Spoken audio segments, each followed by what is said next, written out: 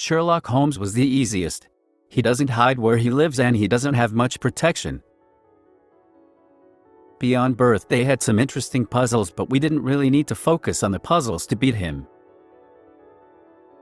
Batman clearly needed lots of money and preparation to do what he does.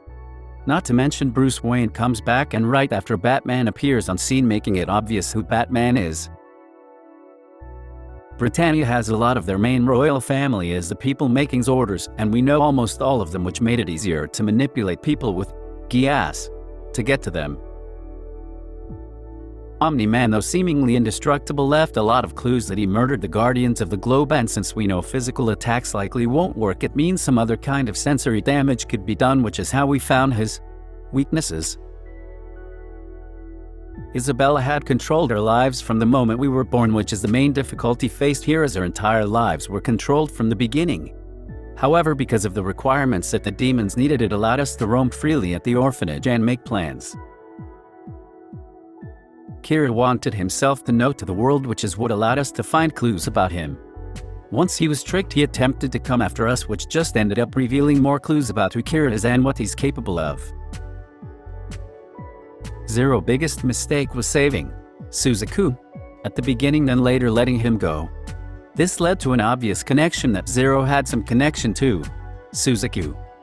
The main problem finding Zero was trying to understand what happened when he revealed his eye, then immediately being allowed to escape.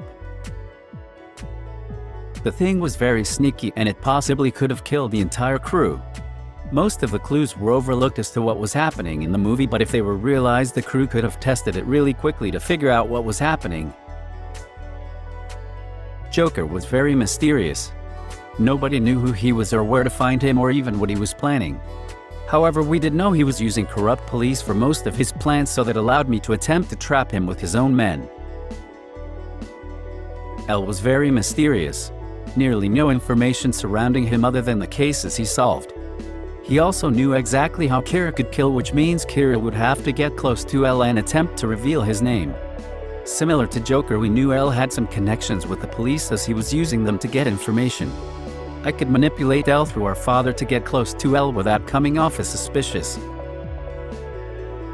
Mello had really no information about him. He struck at the perfect time, knowing exactly how to get what he wanted.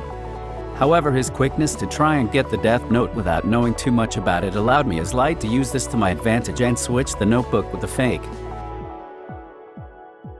Nier was nearly untouchable.